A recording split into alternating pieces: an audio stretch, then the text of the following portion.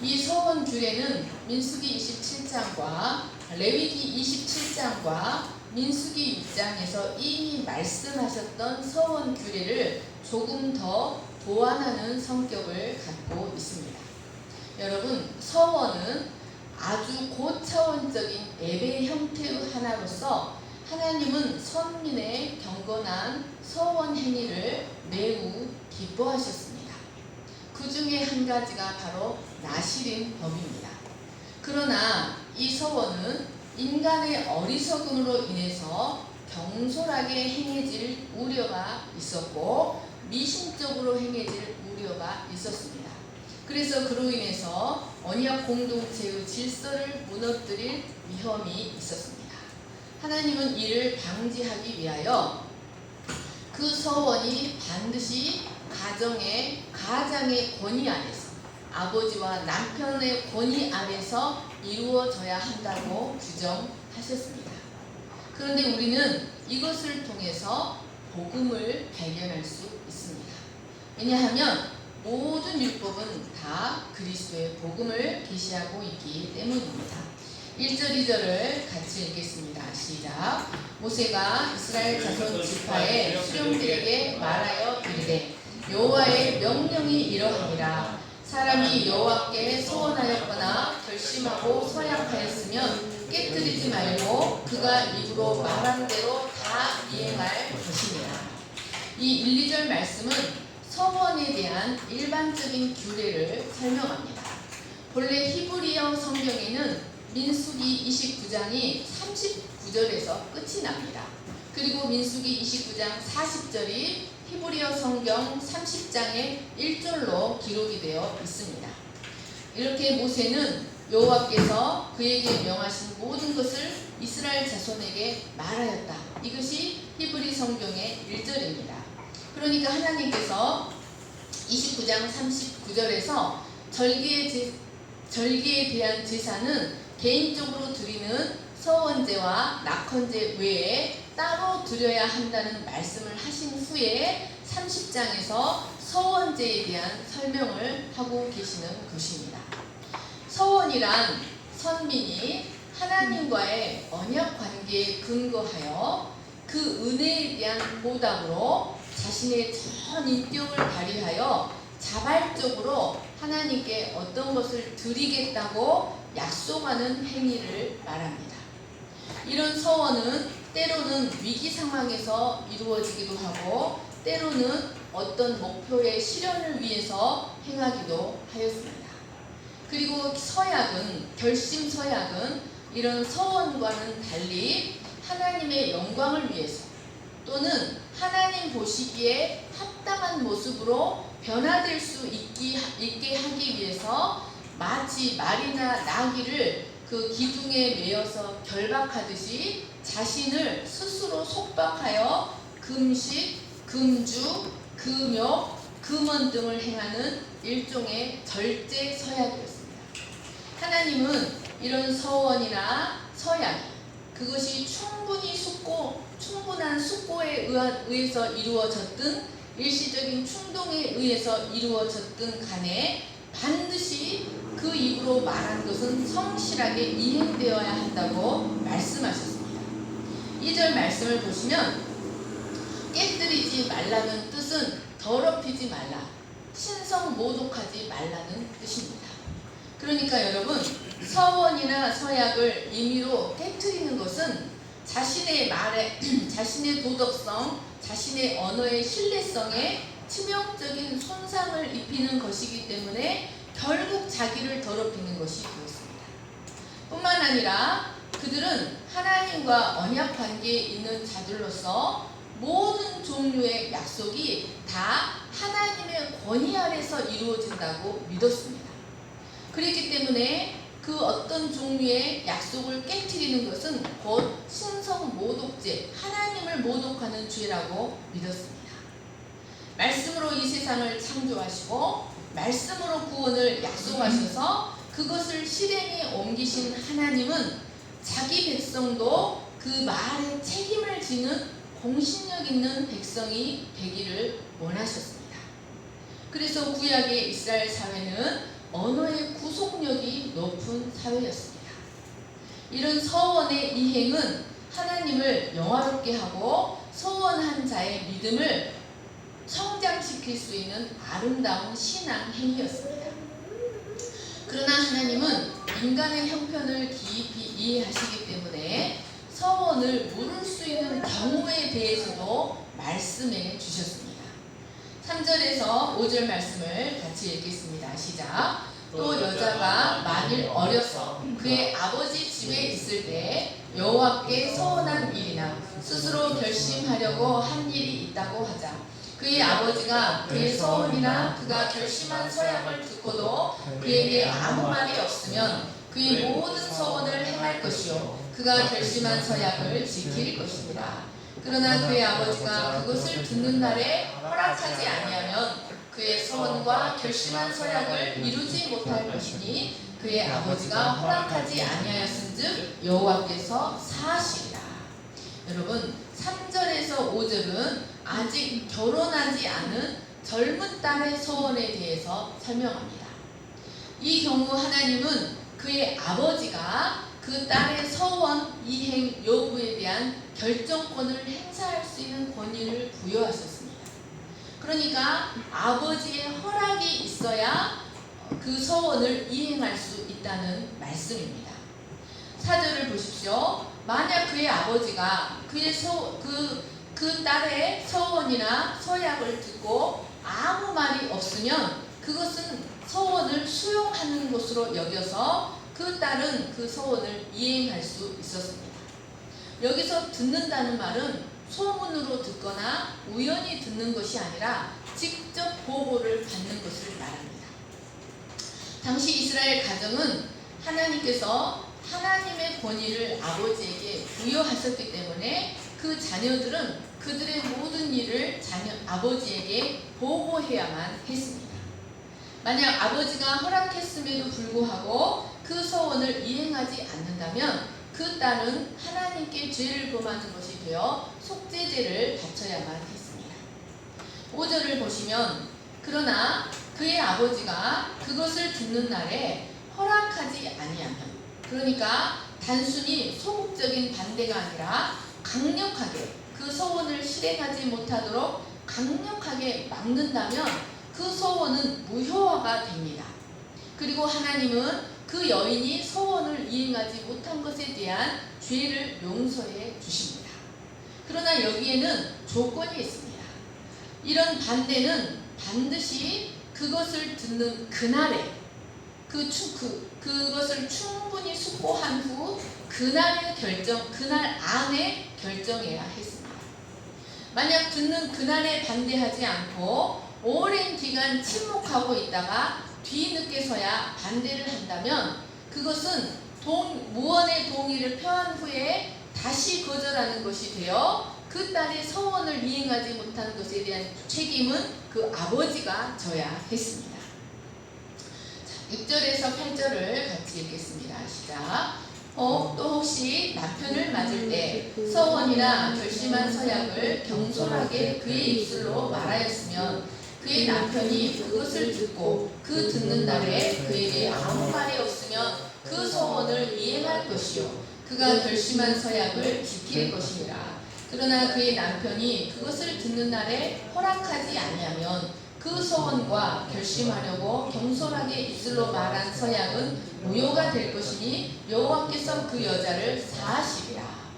6절에서 8절 말씀은 그 여자의 서원 이행 여부의 결정권, 즉 서원 이행권, 서원 취소권이 결혼을 통해서 아버지로부터 남편에게 이양된다는 사실을 말해주고 있습니다. 6절 말씀에 서원이나 결심한 서약을 경솔하게 그의 입술로 말하였으면 이라는 말씀은 이 여자가 결혼 전에 서원한 것이 아직 실행하지 않은 채 방치되고 있는 상태라는 것을 의미합니다. 결혼하는 여자는 자신의 이런 서원이나 서약에 대해서 결혼하는 남편에게 반드시 알려야 할 의무가 있었습니다. 왜냐하면 이제 그들은 각각의 인생을 살아가는 것이 아니라 한 몸이 되어서 한 운명 공동체가 되었기 때문이었습니다. 그리고 그 한 몸의 대표자를 남편으로 세우셨고 아내의 소원에 대한 모든 책임을 남편이 져야 했기 때문이었습니다. 그래서 결혼하는 여자는 자신의 소원 상태에 대해서 남편에게 반드시 알려야 했고, 남편은 그 아내의 결혼 전의 소원에 대해 가부간의 결정을 내리기 위해 그것을 철저하게 들어야 했습니다. 그리고 비록 결혼 전의 소원이라 할지라도, 그리고 그의 아버지가 이미 허락한 소원이라 할지라도 그 남편이 허락하지 않으면 그 소원은 무효가 되고 하나님께 용서받을 수가 있었습니다.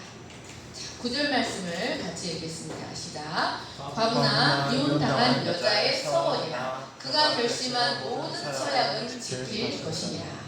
여러분, 이스라엘에서 일반적으로 남편이 죽은 과부는 성인이 된 아들의 권위 아래 들어갑니다. 그리고 자녀가 아직 어리면 다시 원가족의 권위 아래 들어갑니다. 그리고 이혼당한 여자도 다시 원가족의 권위 아래로 들어갑니다. 그런데 여기는 그 말씀을 기록하지 않습니다. 그리고 여기 과부나 이혼당한 여자는 아버지나 남편이 전혀 없는, 그러니까 자신들의 문제를 책임져줄 권위자나 보호자가 전혀 없는 경우를 말하고 있습니다. 이들은 독립적인 존재로 인정되어서 남자들처럼 자신들의 소원에 대해서 스스로가 책임을 져야만 했습니다. 자, 10절에서 16절을 보십시오. 자, 10절에서 15절 말씀은 이제 이인이 결혼한 기혼녀의 소원에 대해서 다룹니다. 이 경우도 이 소원은 이 여인이 마음껏 할 수 있었지만 그것의 이행 여부는 남편이 결정했습니다. 만약 남편이 허락하지 않으면 그 소원과 서약은 무효가 되었습니다.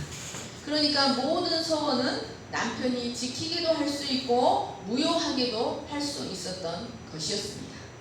그리고 그러나 무언의 동조를 표한 후에 그 기간이 얼마 지나서 그 결정을 번복하면 그 소원을 이행하지 못한 것에 대한 죄는 남편에게로 전가되어서 그 남편이 속죄제를 드려서 갚아야만 했습니다. 만약 그 남편이 속죄제를 드리지 않는다면 하나님은 그 죄에 대한 형벌을 남편에게 내리셨습니다. 여러분, 이 말씀은 이스라엘이 가나안에 들어가기 직전에 주신 새로운 율례를, 서원에 대한 율례를 보완하시는 말씀입니다. 하나님은 이들에게 이런 말씀을 왜 하셨을까요? 우리는 이런 서원 규례를 통하여 아주 중요한 사실을 발견할 수 있습니다. 첫째는 당시 이스라엘 사회에서 여자들도 하나님께 어느 정도 자유롭게 헌신하고 충성하는 언약 공동체의 일원으로 인정받았다는 사실입니다. 당시 고대 군동에서 여자는 물건이나 재산으로 취급되었습니다. 우리 수민이가 왜 이스라엘 군대는 남자들만 기수하는 거야? 남자들만 단 줄 알아? 그랬다고 하는데, 여러분, 당시 이스라엘 사회에서 여자들도 언약 공동체의 일원으로 인정받았다는 사실입니다. 당시 고대 군동에서 여자는 물건이나 재산으로 취급받고 아들을 낳아야 비로소 어머니의 자격으로 인정받을 수가 있었습니다. 그리고 지금까지 말씀하신 제물과 헌신 규례들도 모두 남자들에게만 해당되는 것처럼 보였습니다. 그런데 이 말씀은 아버지나 남편이 금하지 않는 한 여자들도 서원을 통해 하나님께 제물을 바치거나 헌신할 수 있었다는 것을 보여줍니다. 갈라디아 3장 28절을 보십시오. 이것은 너희는 유대인이나 헬라인이나 종이나 자유인이나 남자나 여자나 다 그리스도 안에서 하나인이라는 말씀이 구약 공동체에서 어느 정도 실현되고 있었다는 사실을 가르쳐줍니다. 여러분, 예수님 당시에도 여자들이 제자 공동체의 아주 중요한 일원이 되었습니다. 그래서 그들은 예수님과 함께 봉사하며 예수님을 섬기는 사명을 감당하였습니다. 그 중에서 그리스도의 부활을 처음으로 목격한 막달라 마리아는 사도 중에 사도라고 할 수 있었습니다. 그리고 사도 바울 주변에도 그를 돕는 훌륭한 여집사, 여감독들이 있었습니다. 여러분, 그 당시 집사는 목사를 말합니다. 브리스가라든지, 그래서 브리스가는 부인이고 아굴라는 남편인데 언제나 브리스가가 앞에 기록이 됐다는 것은 당시 교회에서 브리스가가 아주 큰 역할을 했다는 것을 보여줍니다. 그리고 로마 교회의 베베를 이제 피비 영어로 피비인데 베베를 감독으로 추천한 것을 볼 수 있습니다. 두 번째로 소원이나 서약이 반드시 지켜져야 했지만 하나님은 그것이 반드시 가장의 권위 안에서 행해지도록 하셨습니다. 하나님은 가장에게 하나님의 권위를 부여하시고 선민 가정의 권위와 질서가 절대적으로 지켜지기를 원하셨습니다. 하나님에게 있어서 선민 가정의 권위와 질서는 절대적으로 보존되어야만 하는 아주 소중한 가치였습니다. 왜냐하면 여러분, 한 어린아이가 아버지의 권위가 무시되고 가족 구성원들의 위치가 모호한 가정에서 성장하게 된다면 그는 하나님을 경외하며 섬기는 법을 잘 배우지 못하게 됩니다. 이런 자들이 모여있는 사회는 권위를 무시하고 사회 구성원들이 각자의 위치를 지키지 않는 혼란스러운 사회가 될 수밖에 없습니다. 이런 가정과 사회에서 인간은 결코 행복할 수가 없고 안식을 누릴 수가 없습니다. 그리고 마침내는 그 사회의 존립마저도 불가능한 사회가 되어버립니다. 하나님은 언약 공동체의 안정을 위해서 어떤 경우에도 선민 가정의 권위와 질서가 보존되기를 원하셨습니다. 그래서 하나님은 아버지에게 하나님의 권위를 부여하셨습니다. 그런데 이런 가장의 세 번째로 이런 가장의 권위는 책임이 따르는 권위였습니다. 하나님은 아내나 딸의 서원에 대한 최종적인 권한을 행사할 수 있는 권위를 가장에게 주셨습니다. 그런데 만약 가장이 자신의 재산에 해가 될 것을 염려하여 아내나 딸의 소원을 사사로이 지연시키거나 터무니없이 거부한다면 그것은 하나님께 죄를 범하는 것이 되어서 그 죄는 남편이 감당해야 했습니다. 여러분, 여기에 죄의 전가 사상이 나타납니다. 그런데 이스라엘 사회에서 이 전가 사상, 죄의 전가 사상은 아주 보편화된 사상이었습니다. 그래서 대제사장이나 제사장들이 백성들을 대신해서 형벌의 위험을 떠맡고 죽기도 하였습니다. 여러분, 이 가장에게 그 서원의 취소권, 서원 이행 결정권을 주셨다는 것은 무엇을 의미합니까? 그것은 한 가정의 가장을 단지 가족의 생계만 책임지는 자가 아니라 영적인 문제, 도덕적인 문제까지도 책임지는 제사장으로 세우셨다는 것을 의미합니다. 그래서 가장이 된 자는 하나님의 영광을 위해서 가족들의 서원 여부를 잘 살펴서 분별해야 될 뿐만 아니라 그것이 하나님의 뜻대로 이루어진 서원이라면 그것을 아름답게 이행할 수 있도록 적극적으로 후원해야만 했습니다. 그 신뢰가 사무엘서에 나타납니다. 에브라임 지파에 속하는 레위인이었던 엘가나의 아내 한나는 자녀가 없었습니다. 그래서 늘 고통 속에서 살아야 했습니다. 그의 남편이 그를 무척 사랑하고 위로했지만 남편의 위로는 그녀에게 위로가 되지 못했습니다. 결국 그녀는 실로의 성소에 나아가서 하나님께 만일 주의 여종의 고통을 돌아보시고 기억하사 아들을 주시면 그의 평생의 삭도를 머리에 대지 않는 나시린으로 드리겠습니다 라고 서원하였습니다. 그리고 그녀는 아들을 얻게 되자 자신의 소원을 그녀의 남편에게 보고합니다. 그러자 엘가나는 그녀의 자신의 아내의 소원에 동의를 하여 많은 재물을 한나에게 내어줍니다. 수소 3마리와 밀가루 1에바, 포도주 1가죽부대를 그녀의 아내에게 내어줘서 하나님께 소원제를 드릴 수 있게 하고 그 아들을 하나님께 바치도록 후원하여서 그 아내의 소원이 아름답게 성취되도록 도왔던 것입니다. 여러분, 하나님은 가장에게 권위를 주셨지만 거기에는 책임이 따른다는 사실을 알아야 합니다. 만약 가장이 이러한 가정의 제사장으로서의 책임을 감당하지 못하면 그 가정에 주신 하나님의 아름다운 뜻이 이루어지기가 어렵습니다. 그 가정은 하나님의 영광을 나타내는 가정이 되기가 어렵다는 말씀입니다. 이스라엘 사사 중에 한 사람이었던 엘리 제사장을 보십시오. 그는 사사요 제사장으로서 가족들의 생계는 넉넉하게 책임졌을지 모릅니다. 그의 아들들에게 고기는 풍성하게 먹였을 것입니다. 하지만 그는 자녀들의 영적 교육에는 실패함으로써 그의 마지막 모습이 참으로 슬픈 모습으로 그 인생의 막을 내릴 수밖에 없었습니다. 북이스라엘의 초대 왕 여로보암도 마찬가지입니다. 그는 북이스라엘의 왕이 되어서 그 가족들에게 물질적인 풍요는 제공했을지는 모르지만 영적으로는 문란하게 만들고 말았습니다.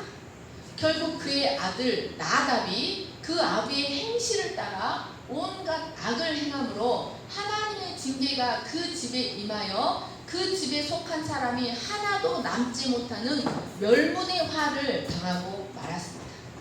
그런데 성경은 이런 여로보암 가문의 멸망뿐만 아니라 북이스라엘의 멸망의 책임을 모두 그 가정의 가장이요 왕이었던 여로보암에게 돌리고 있다는 사실을 알아야 합니다. 여러분, 하나님은 이처럼 한 가정의 가장에게 보이지 않는 하나님의 권위를 대신하게 하셨습니다. 그리고 그 가족 구성원들로 하여금 아버지와 남편의 권위에 순종하도록 하셨습니다. 가장이 하나님께서 주신 이러한 권위를 제대로 사용하지 않는다면 그 가족은 그를 영적 권위자로 인정하지 못하고 단지 돈만 벌어다 주는 기계 정도로밖에 여기지 않게 될 것입니다. 여러분, 한 가족의 가장은 하나님의 권위를 부여받았다는 것, 제사장의 권위와 책임을 부여받았다는 사실을 기억해야 합니다. 그리고 그 가정이 하나님의 뜻대로 운영되지 않는 것에 대한 책임을 가장에게 물으신다는 사실을 우리는 기억해야 합니다. 그러므로 한 가정의 가장은 누구보다도 더 깨어서 기도하고 더 경건하며 더 거룩한 삶을 살고자 해야 한다는 사실을 기억하시기를 축원합니다. 그래서 가장은 가정의 순수한 믿음을 보존하는 데 그 책임을 다해야 합니다. 그래야 하나님이 세우신 가장이라고 당당하게 말할 수 있습니다. 신명기 6장 6절부터 쭉 같이 읽겠습니다. 시작.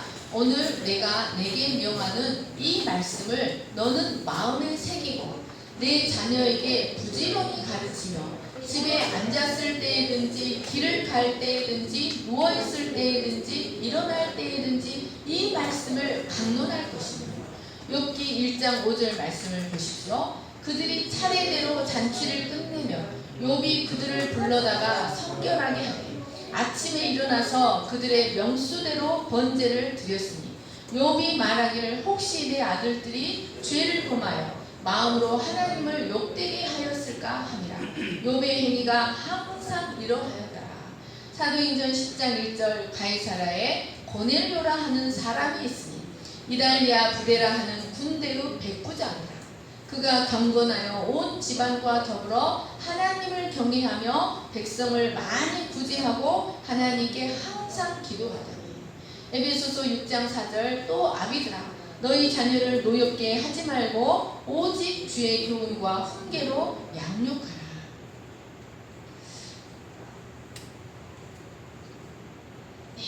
여러분, 그러므로 우리는 반드시 성경적인 가정의 질서를 회복해야 합니다.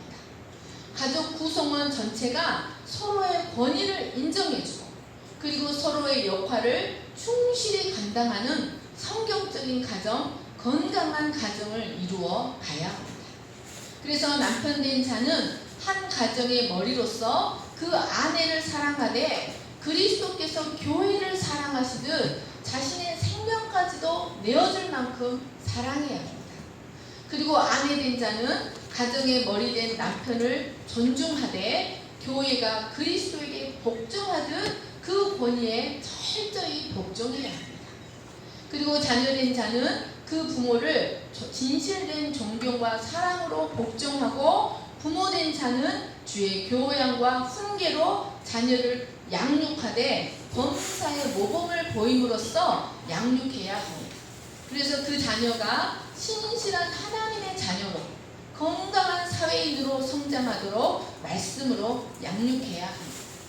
이렇게 가정의 질서가 지켜지고 각자가 자신의 위치를 지킬 때 진정으로 행복하고 만족스러운 가정을 이룰 수가 있게 됩니다. 여러분, 이것이 하나님이 원하시는 아름다운 가정생활, 아름다운 신앙생활입니다. 그러면 여기서 우리가 질문을 하나 할 수 있습니다. 만약 남편의 믿음이 너무 약하다, 남편이 불신자다, 여러분 그런 경우에 그럼 어떡합니까? 여러분, 씨가 가진 자가 아들입니다. 여러분, 성경, 우리가 믿음 안에서는 모두가 여자고 모두가 남자입니다.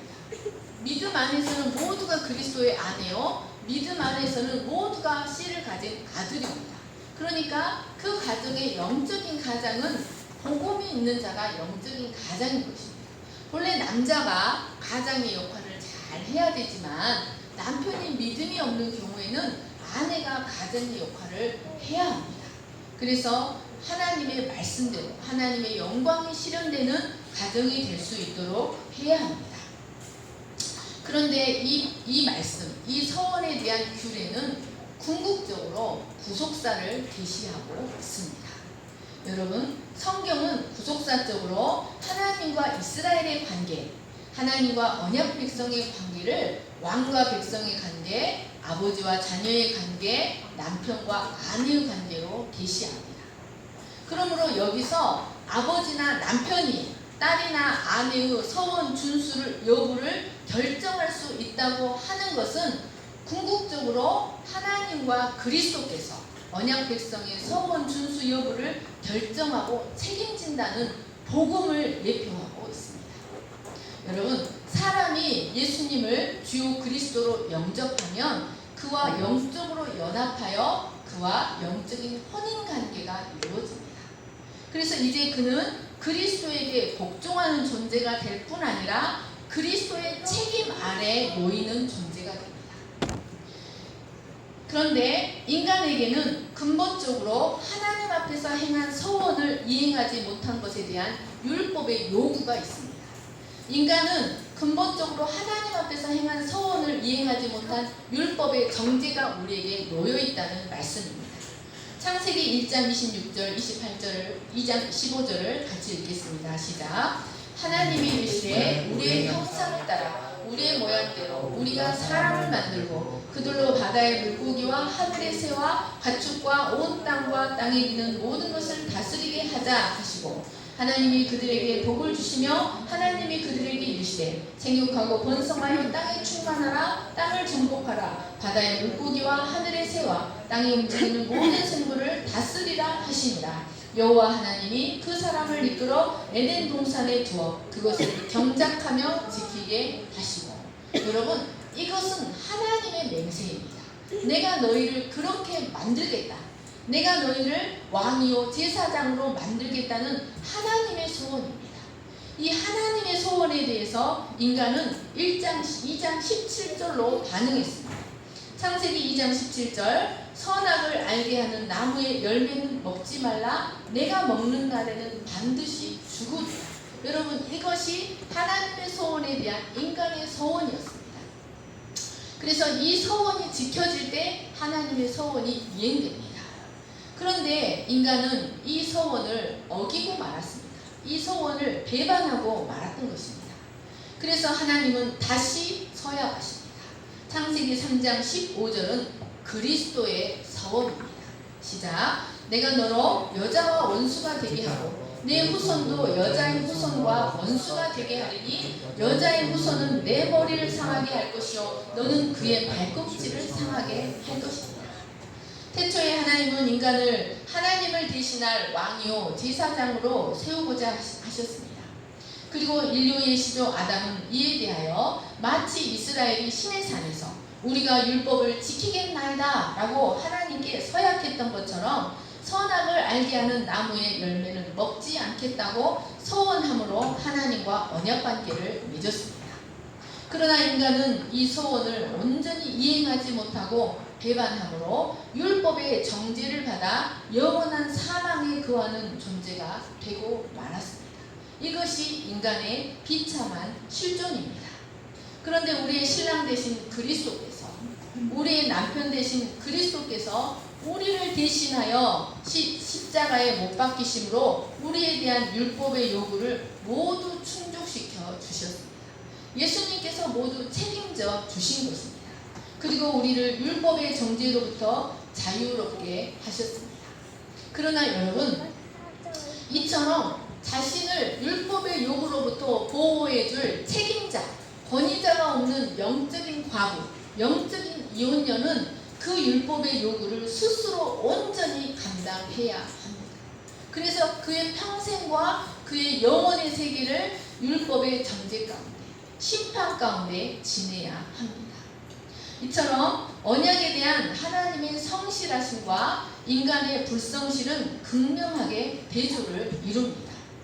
하나님은 자신의 서원이 진실함을 수없이 맹세로 보장하시고 역사를 통해 그 성취하심으로 자신이 역사의 진정한 주관자이심을 나타내셨습니다.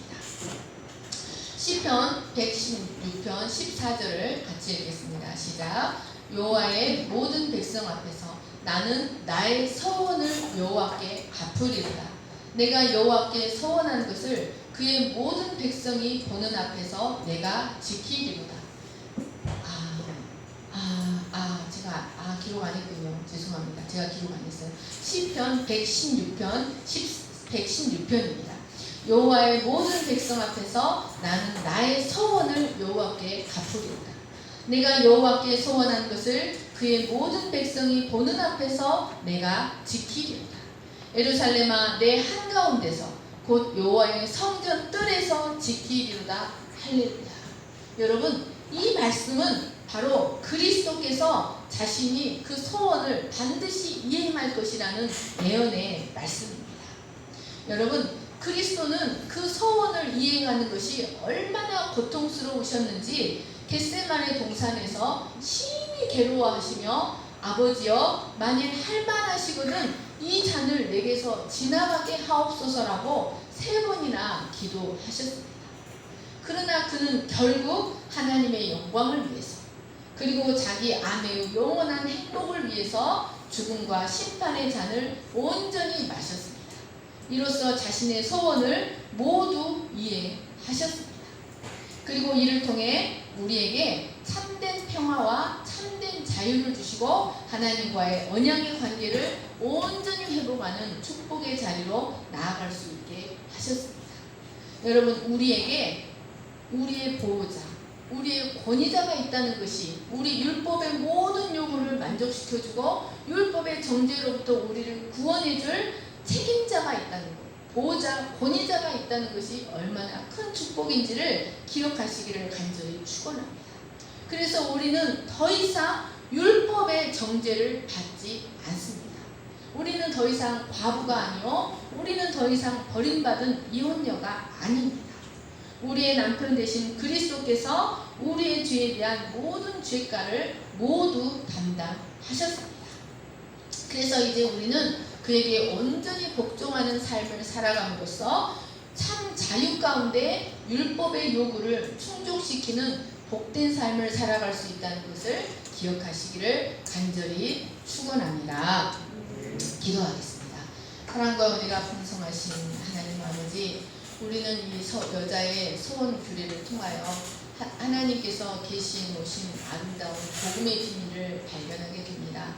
하나님 아버지, 우리는 과부와 같이 또 책임져줄 권위자가 없는 이혼녀와 같이 율법의 요구와 정죄 아래서 죄와 사망의 심판의 법 아래서 고통하는 삶을 살 수밖에 없었습니다. 그러나 이런 우리를 그리스도의 피로 구속하시고 우리의 남편이 되어주시고 우리의 아버지가 되어주셔서 율법에 대한 모든 책임을 친히 감당하시고 우리에게 생명의 성령의 법, 은혜의 법 안에 살아갈 수 있게 하여 주셔서 감사합니다. 하나님 아버지, 이제 우리가 그리스도의 속량의 은혜로 모든 율법의 요구에서 자유케 되었으니 이제 하나님, 우리가 믿음으로 율법을 파기하는 삶이 아니라 은혜 가운데 율법이 이루어지는 복된 삶을 살아갈 수 있도록 도와주시기를 간절히 기도합니다. 그리고 우리가 이제 보호자나 권위자가 없는 자들처럼 부하와 과부와 이혼녀처럼 두려움 가운데 살아가는 것이 아니라 우리의 모든 것을 책임져 주시는 보호자의 권위 아래서 그에게 온전히 복종하며 안식을 누리며 살아갈 수 있도록 도와주시기를 간절히 기도합니다. 또한 오늘 말씀을 통하여 배우게 된 이 가정의 권위와 질서를 깊이 깨닫고 우리 각 가정의 가장들이 하나님의 거룩한 종이 되어서 거룩한 제사장이 되어서 가장의 의무와 가장의 사명을 충성되게 감당하는 복된 가장들이 될 수 있도록 축복해 주시기를 간절히 기도합니다. 그래서 아름다운 믿음의 가정을 이루고 그 가정에서 자라는 자녀들이 하나님 나라의 거룩한 백성, 건강한 사회인으로 성장할 수 있도록 각 가정들을 축복해 주시기를 간절하게 기도합니다.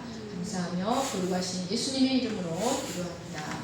아멘. 그 크신 하나님의 사랑 찬양하시면서 예물 드리겠습니다.